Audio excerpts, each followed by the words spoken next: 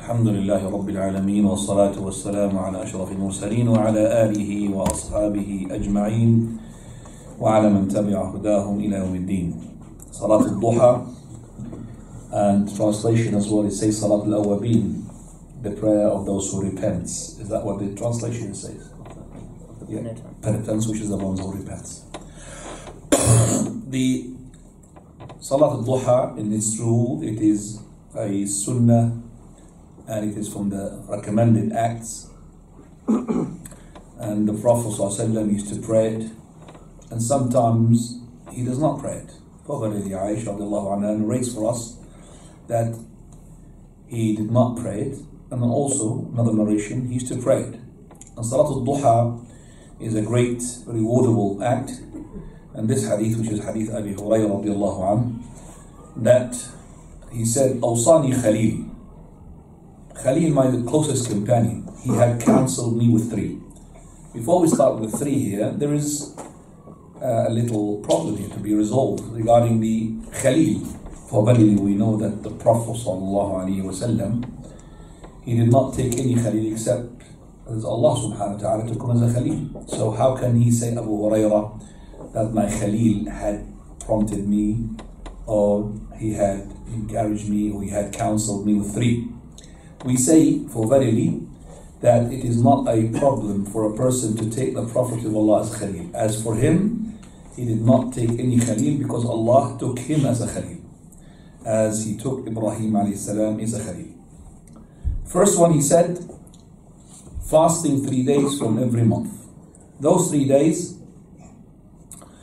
so whether they are together or separate, whether they are at the beginning of the month or the middle of the month or at the end of the month. 3 days, whether the beginning of the month or the middle of the month or the end of the month, whether they're together or they are prayed separately. But there is a recommendation to be prayed in what's so-called Ayyamul Bid, the days of the white night. The days of the white night. What is the meaning of the white night? White night means it's whitened, or you could say bright night, because of the full moon.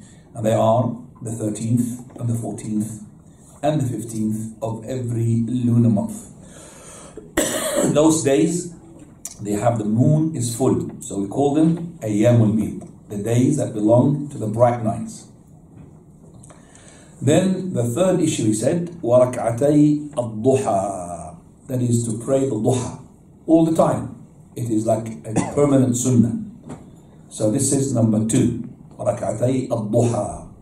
And the third one is to make witr, that is before he sleeps, and to make witr before I sleep, he said.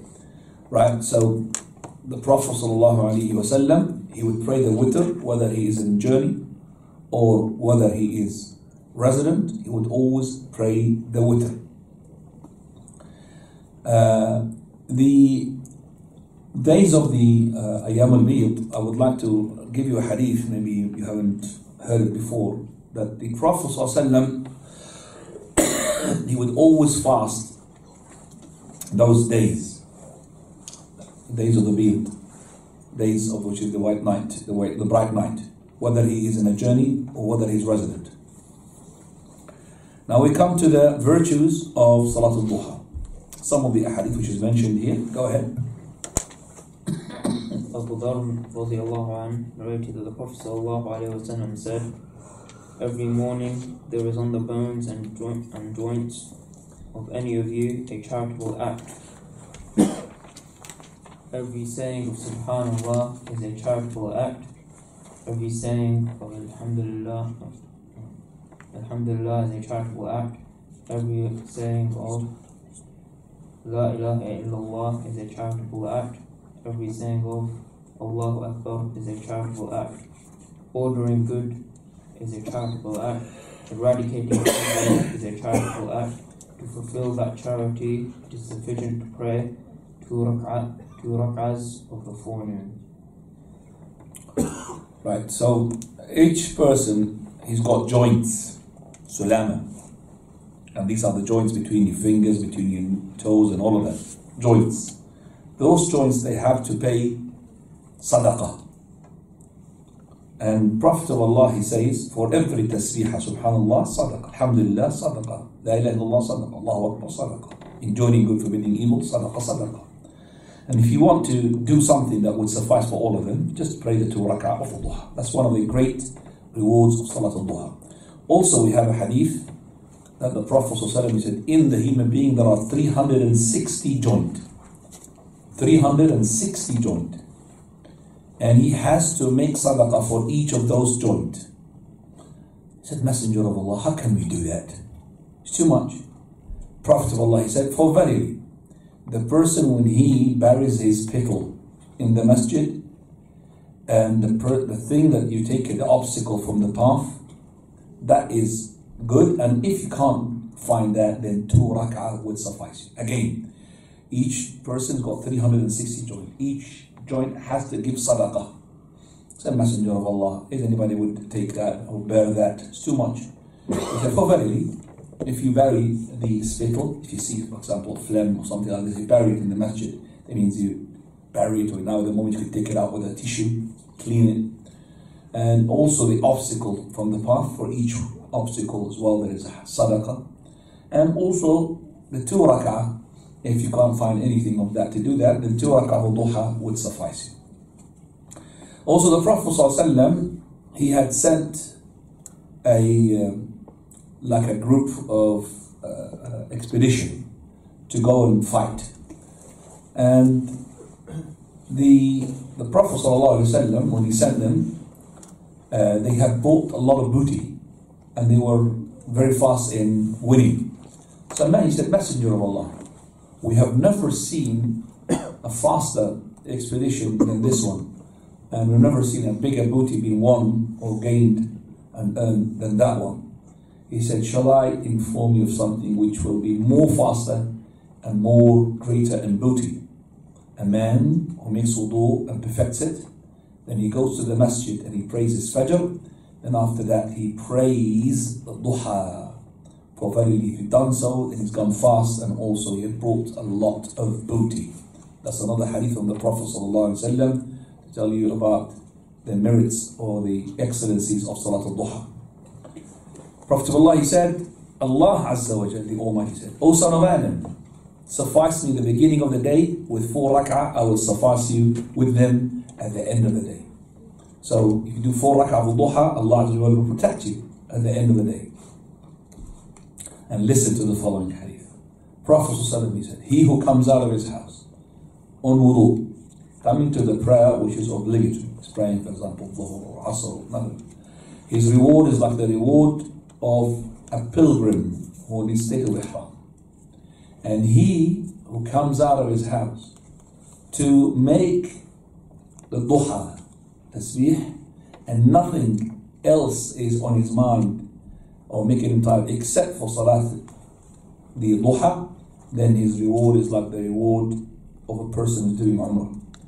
And a person who's praying after a prayer and there is no idle speech, that means something that would scratch your hasanat, then it will be written in a high record, high book.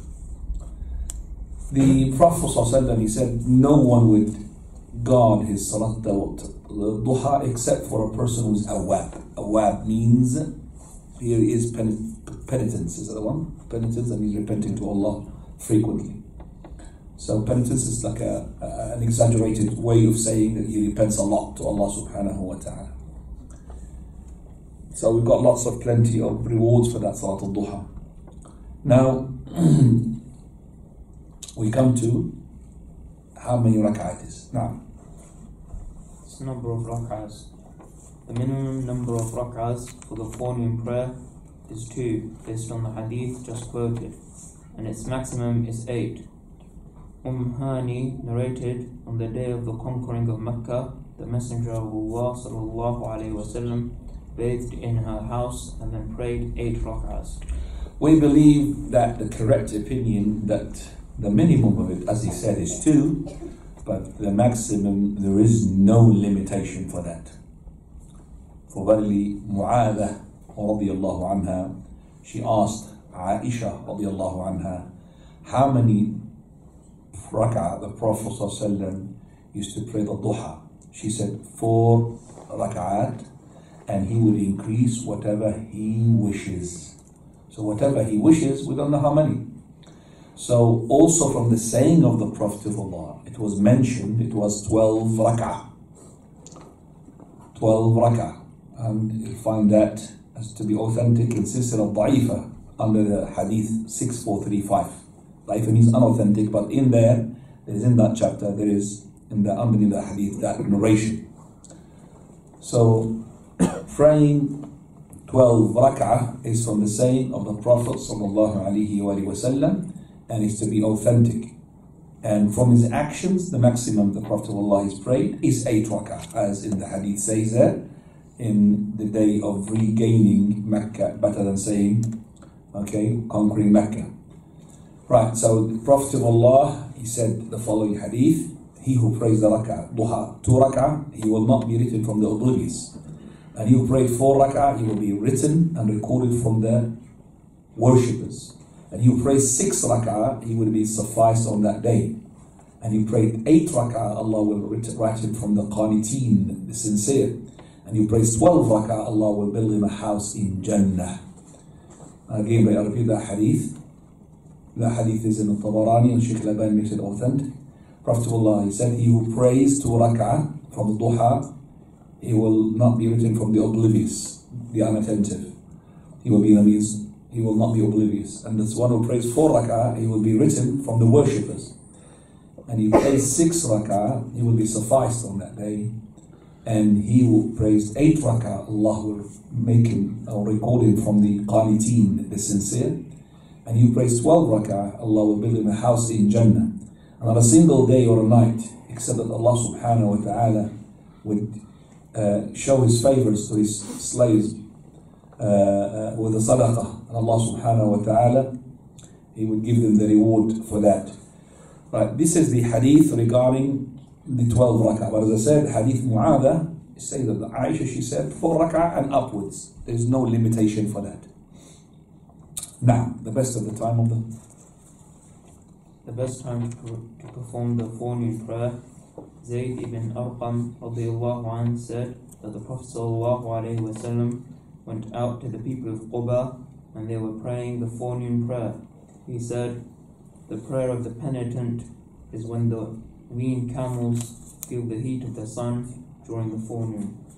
Right, so let's just make sure that we understand that the time for Salat al-Duha starts from when the sun rises above the horizon, the spear length.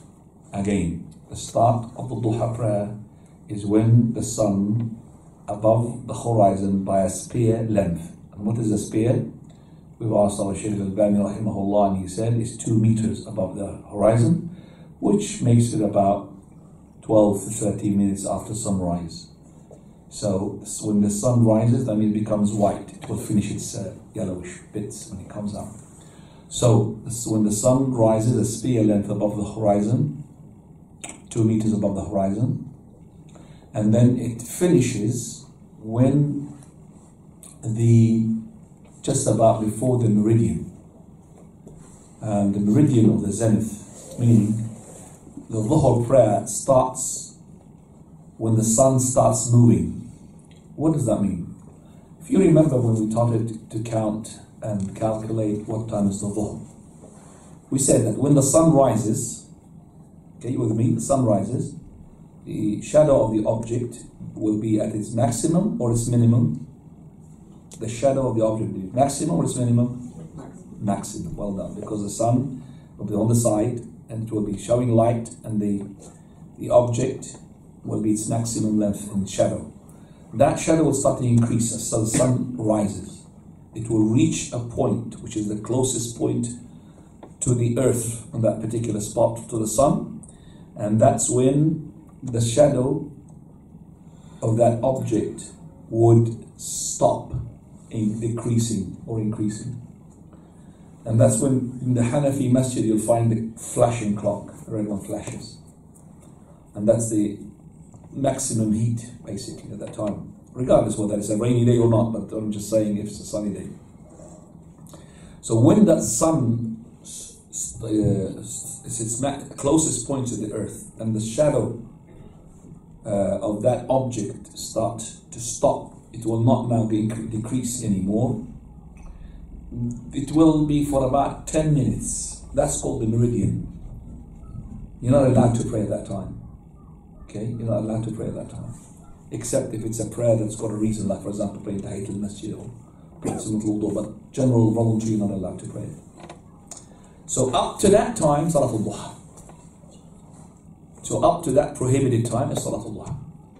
Then when the sun starts moving from the other side and the shadow of the object will start to increase from the other side, then the Surah Dhuhr starts, as we have explained regarding the time of the prayers. So basically, Salatul Duha starts from the sun when it's rising, 2 meters above the horizon, about 10, 12 minutes, 13 minutes after sunrise, until 10 to 12 minutes before the Dhuhr starts. But the best time of it, which is when the heat is its maximum. When the heat is its maximum, that's the best time. And the wording here, حين ترمض الفصال. Fisal is a small camels or breastfeeding from their mothers. They keep breastfeeding underneath their mothers until the sun gets really hot, then they leave. So when they leave, the Prophet ﷺ, this is the best time for you to pray Salatul Duha. Sorry about the cough. Right. Now we understood everything regarding Salatul Duha, and we go down to Salat Sunnat al-Wudu. Prayer immediately after purifying oneself, the Sunnah of ablution. Abu Hurairah radiallahu anhu narrated, the Prophet sallallahu alayhi wa sallam said to Bilal at the time of the morning prayer, inform me of a good deed you performed in Islam concerning which you have the most hope for. Can I just, before I continue with this, please add the following points. It is not allowed to be prayed in congregation, this prayer, and it is silent recitation and no specific surahs. Those points are very important. So basically, you can't pray it in congregation, it's prayed individually, and it's no specific surahs. You can pray Fatiha and whatever surah you like, and it is silent recitation, not a loud recitation. So those points, add them to that, inshallah. Okay, so praying now after purification. Abu Hurairah narrates that the Prophet ﷺ said to Bilal, yes, when the Fajr prayer after Salat al-Subh, now, O Bilal, inform me of a good deed you performed in Islam concerning which you have the most hope for, as I heard your footsteps in front of me in paradise. Front of me in paradise in that particular vision. So the Prophet ﷺ saw a vision in which that he had entered paradise and he had seen Bilal before him. But as in the day of resurrection, nobody will enter paradise before the Prophet. So the Prophet will open the door. The Prophet will knock on that ring, and then the guard of that gate of paradise he will be saying that I've been commanded to open just for you. No. He replied, there is no deed concerning which I am more hopeful, except that I never purify myself during the night or day, but that I perform with the purification whatever has been recorded for me to pray. Okay, let me just emphasize the following fact, that what Bilal used to do, and he had 2 hadiths regarding him. This is one, Daffan alayk, which is the footsteps, another one, khash khashatak. That means you make it like the water, khash khashash, water, not noise. And that hadith was mentioned, and I would like you to go back to it, to read it for us, was mentioned in the what is recommended for the wudu, ما يستحب له الوضوء. And the hadith is there, number 7. Can you just read what is recommended? What is the wudu? The wudu is recommended for before just wiping over the khuf, just that page. Before wiping over the khuf, the page before that. You got it? And it's under number 7. Wiping over the khuf. What's happening? Wiping over the khuf. It's a big heading. Page 55. Okay. Okay, before that page is number 7. You see number 7? Read it, please. After every act of negating the ablution, That means every time you have negate the act of ablution, you make wudu as recommended. Go ahead. this point is based on the hadith Of Buraidah, narrated by Abu Buraidah. he said, One morning, the Messenger of Allah Sallallahu ﷺ called Bilal and said, "O Bilal, how is it that you are ahead of me in paradise? I entered paradise last night, and I heard your footsteps in front of me." Khashkhashataka. Khashkhasha is a sound, it's not footstep here. The translate footsteps not right. Khashkhasha is like a sound of a movement, but it's not the other one, which is the footsteps. Now, Bilal said, Bilal replied, "O Messenger of Allah, I do not commit a sin except that I pray 2 units." I said, I fixed that point, didn't I? Huh? Oh, sorry, he said, commit a sin. No, I fixed that translation. I remember that. Did not fix the sin. That it is. What he did, أذنبت. Okay. Right. Hang on a second, please. I know we got it well.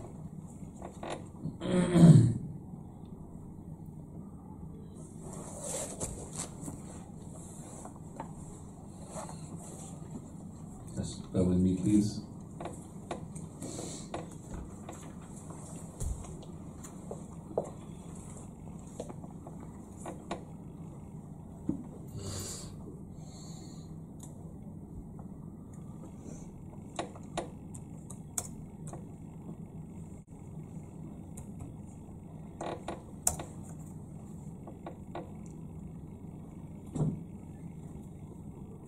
What he did, he had thought, the translator, the word adnabtu. So he did not make a sin. Every time I make adhan, I will pray 2 rak'ah. It's not sin. So please, it's a fully, totally different translation. Now I understand what he did. Ma adhantu, not adnabtu. I'm trying to see why did he translate it like this. It's just because he put a ba somewhere there. Every time, adhant means make adhan. Adnab means what? Made a sin. Okay. Ma adhantu. Every time I make an adhan, I will pray 2 rak'ah. Alhamdulillah, we come back to that one. Speak it. Yeah. And the other one? And every time? Pray 2 rak'ah. Continue. And I pray 2 units of prayer, and I never pass wind or any other such act that negates ablution, except that I make ablution due to it. The Messenger of Allah ﷺ then said, except I would make ablution for it. Okay, so let's just, because of that. Okay, now so let's just see what Bilal, summarize what he does. Bilal, every time he makes adhan, he makes what? 2 rak'ah. Every time he never invalidates his wudu, he does what? Wudu. And every time he does wudu, he does what? 2 rak'ah. Can you summarize that, please? Put these points. Bilal radiallahu anhu, every time he nullifies his wudu, he makes wudu. And every time he makes wudu, he does 2 rak'ah. And every time he makes adhan, he makes what? 2 rak'ah. That's why he was in front of the Prophet ﷺ in paradise. In that vision when he said, "I seen you last night before me in Jannah." So those things, remember. So you are in a state of wudu all the time. So every time you narrate, you invalidate, you pass wind, you urinate, you excrete, always make wudu. And every time you make wudu, make what? 2 rak'ah. And every time you make adhan, 2 rak'ah. Whether you make adhan or somebody made an adhan. So between, if you made somebody make an adhan, make 2 rak'ah. Right. So the sunnah al-wudu is being explained, and let me just see that if I had added some points myself here. Okay, right. No, everything well done. Now, Salat al-Istikhara. Now please pay attention. Salat al-Istikhara. There are lots of things to add here. Now, The prayer for asking for guidance, Salatul Istikhara. It is recommended for anyone who is considering a matter to seek help from Allah in making the right choice, as described in the following hadith. Jabir radiallahu anhu said the Messenger of Allah sallallahu alayhi wasallam used to teach us the supplication for seeking guidance in all types of matters, like he would teach us a surah of the Quran. He would say, if one of you is considering a matter, you should pray 2 rak'ahs other than obligatory prayers, and then say, read it. اللهم إني أستخيرك بعلمك وأستقدرك بقدرتك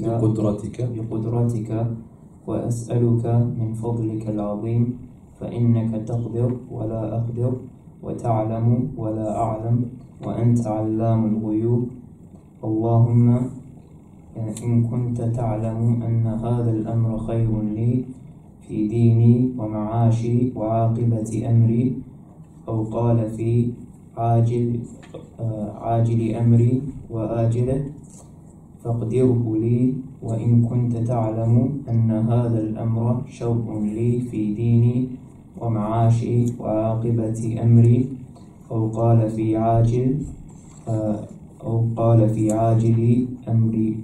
أمري وآجله فاصرفني عنه وقدر لي الخير حيث كان ثم رضني به رضني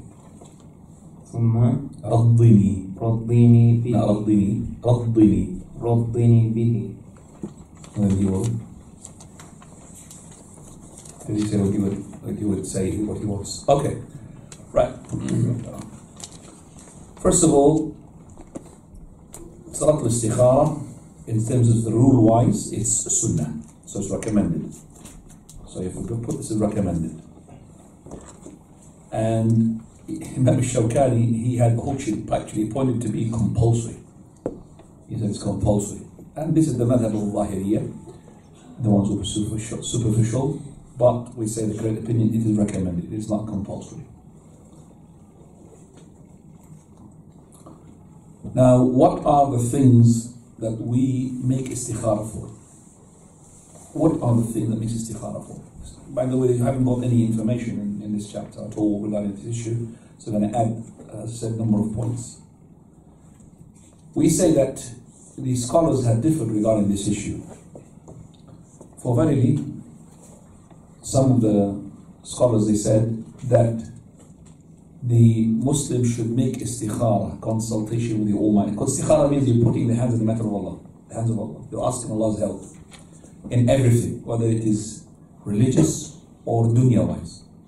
As for dunya, that's the consensus of all scholars. But to do with the religious, we say that the person does not make istikhara regarding something which is obligatory upon you. So you're making 2 rak'ah of istikhara to pray dhuhr. MashaAllah, what is this? You understand me? Praying 2 rak'ah istikhara. Shall I pray dhuhr or shall I not? Can you do that? Can you do that? Of course not, because it's obligatory act. For example, the person he wants to make hajj, make istikhara. Can I make istikhara to make hajj? No, hajj is obligatory.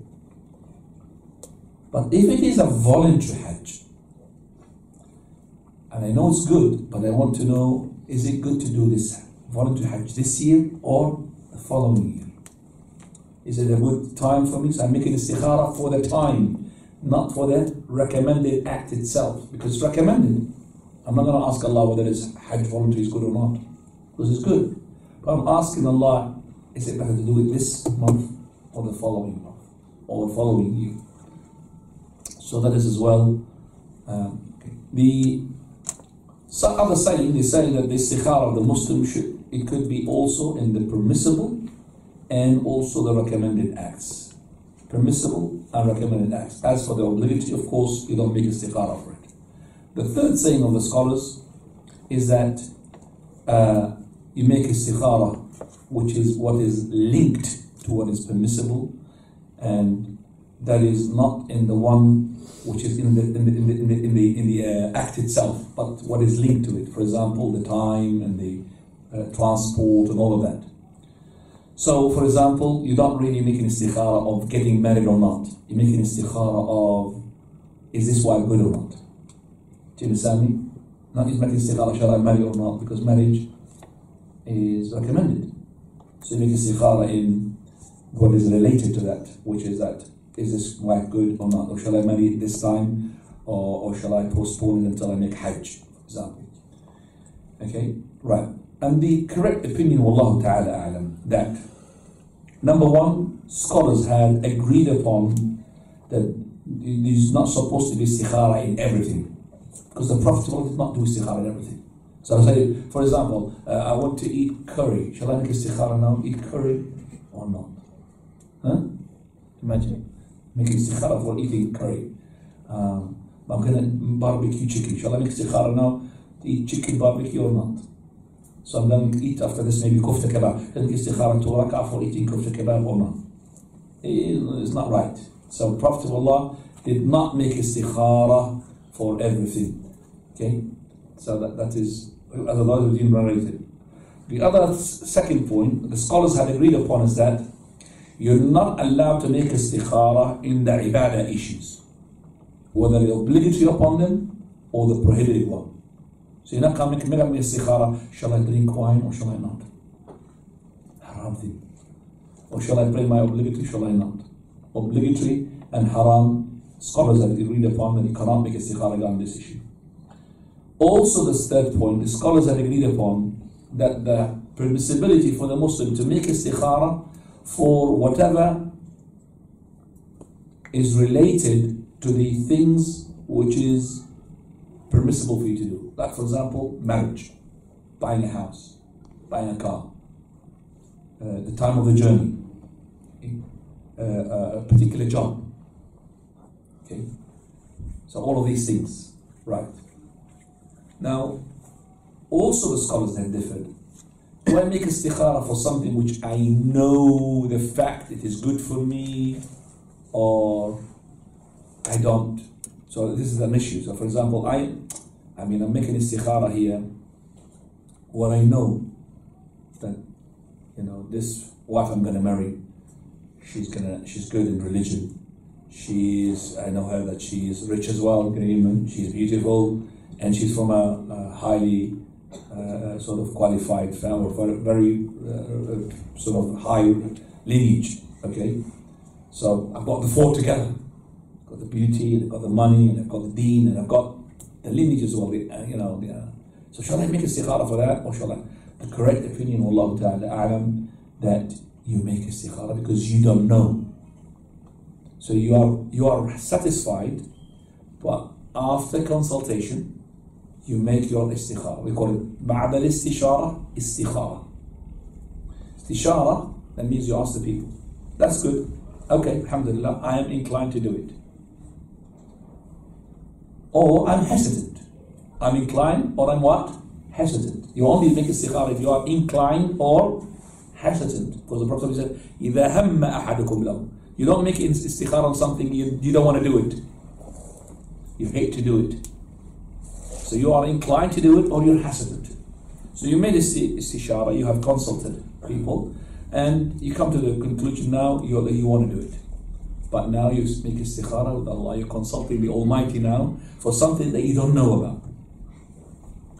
And then you make this istikhara now, and now you wait for the results. So what is that result I'm waiting for? Don't wait for sweet dreams, for example. Okay? But you go ahead and you do with what you are inclined. If you are inclined to do it, you do it. And then suddenly something had changed your heart tendency towards it, then that's when you stop. Because it's Allah telling you not to go ahead. If you are hesitant from the beginning and you made istikhara, so you'll find yourself, you want to do it, or yourself still hesitant. So this is what I gain from the istikhara. But as I said, you don't really wait for dreams. Right? But if you have made istikhara and you're inclined to do something, and there is something that put you off, but because of the treasure waiting for you, doing that woman is really loaded with money, I want to marry her, then that brings a desire. That's whims and desire. You have consulted Allah, and Allah is putting something like reluctancy to you to go ahead. But because of the money, your saliva is, okay? You know it's saliva. You want to have the money. When you say the saliva, that means you want to taste the money. So that's not really right, because you have put your matter in the hands of Allah. Now, it doesn't mean that if you have had an obstacle, that your heart is going through, that is I'm just saying that is, you should call off what you bring. I'll give you an example. I want to consult to get married to somebody. So I'm going to go after I am asked about this person, and she's good, mashallah. So I'm heading towards the place where I'm going to meet the family. So as soon as I came out of the house, I looked at my car, there's a puncture. That should not be diverting you away from going. Okay, fix the puncture. You fix it. And you told him I'm going to be a bit late. You drove the car. You had a turbocharger like me just now. Busted. Slowing you down from 80 miles an hour to 40 miles an hour. So you're a bit slow, you're calling, you're saying that I'm going to be a bit late. And you're going. And you're still happy to go. Police car stopped you because of lots of smoke coming out of your car. And delayed you for about half an hour, checking your things and everything. And he's still, okay, going through it. You call them, you say, I'm going to be a bit more late because of that. Then they say to you, hang on a second, we don't want you. You're getting late too much. That's from Allah Azza wa Jal. They called it off themselves. You did not call it off because you were happy to do it. Okay? But if you felt after this, and at the moment, not sure. After you had consulted and everything, but you're not sure, now you should stop. Because you are at the moment, your inclination, you're zealous to go there, is not there anymore. Then you should stop. I give you a practical example of that. So Allah subhanahu wa ta'ala might stop the whole issue by these people calling off the marriage. Stop the whole issue by putting something in your heart which makes it sort of a dislike and you don't want to go ahead. Right. You pray 2 rak'ah. These 2 rak'ah, non-obligatory. Non-obligatory. Can I make them the 2 sunnah? You can, but the best thing is to make designated 2 rak'ah for the istikhara.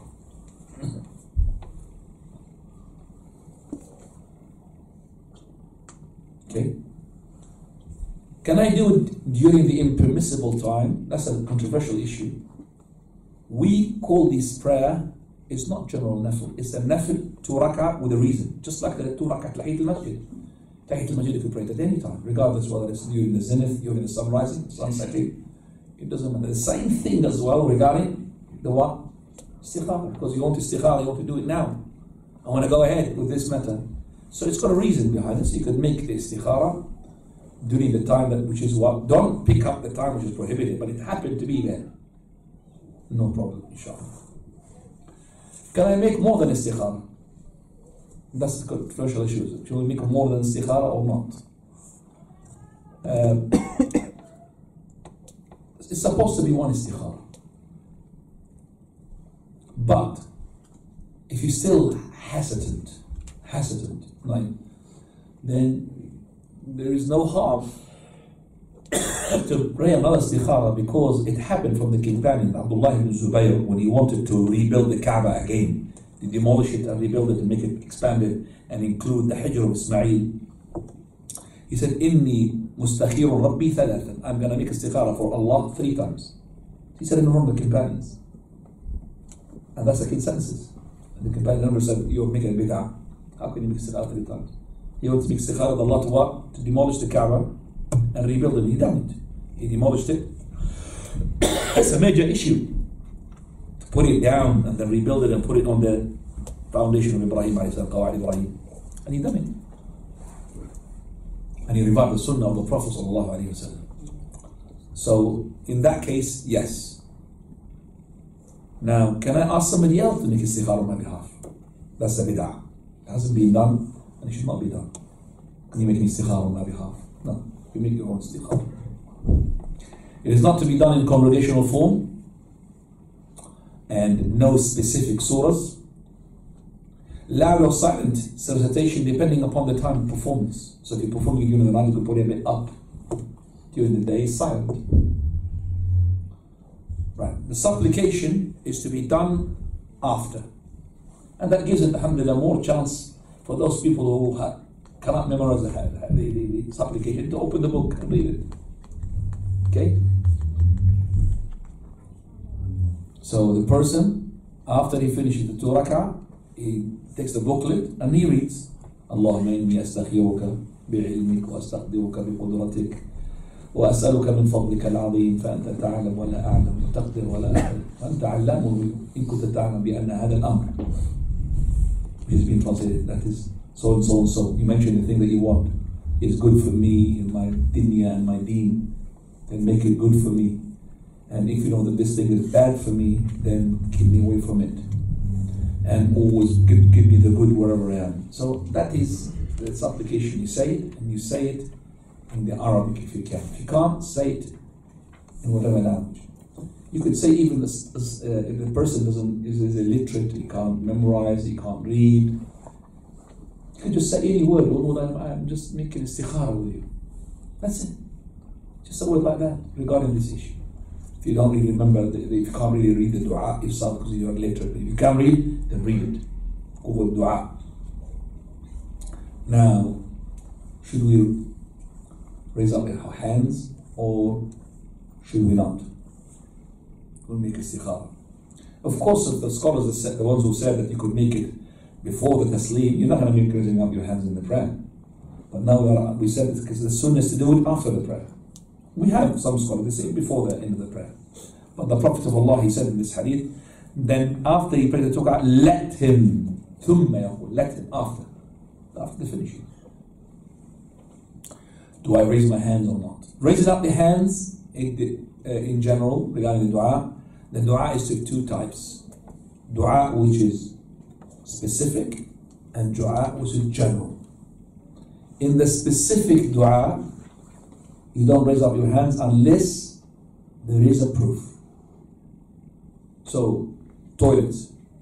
Bismillah, Allahumma inni a'udhu bika min al-khubuthi wal khaba'ith. Specific or general? I'm asking. Specific. So, do you raise up your hands as soon as you go to the toilet? Allahumma inni a'udhu. Do you do that? Do you do that? I'm asking. You don't do that because it's specific. Okay? Same. The same thing with all the dua which are specific. You don't raise up your hands unless there is a proof. And the Prophet ﷺ, he raised up his hands in the specific dua, then you do it. If it is general, you raise up your hands. For the Prophet ﷺ, he said, Allah Azza wa Jal, he is shy to return the hands of his slave when he raised them up. 0 means empty. To return your hand empty, is Allah shy if you put his hand up? To return them empty. That means he's going to respond to you. Right. Now, let's say some of the du'as are, I'm going to ask you. So when you say after the adhan, this is a dua. اللهم رب العزة التامة والصلاة القائمة آتي محمد وسيلة الفضل. Do I raise up your hands or not? Put your hands up. Ismail, you raise your hands up or not? No. Why? Because it's specific. Excellent. It's a specific dua. Right. Dua istikhara. Do I raise up my hands or not? Yeah. Akhada. If you've got proof, yes, but if there's no dalil, then no. Because it is what? Specific. Specific. Anybody else? It's actually it's both. Because it's specific and general. The specific is the wording that I mentioned. But the Prophet in the hadith, and let him say what he wants. So let him say what he wants, that's what? General. So you've got a general bit in the middle of a specific. You can raise your hands in there. You raise your hands. In the general bit? In all of it. So you can raise up your hands in all of it. Or you don't have to raise your hands. Both are correct. Because of that general bit into it. So you could say Allahumma inni astakhiruka bi'ilmika wa astaqdiruka biqudratik, or you could Allahumma inni astakhiruka. Both are because of that principle I mentioned. طيب. Salat al-Kusuf is to be mentioned inshaAllah in 2 weeks' time.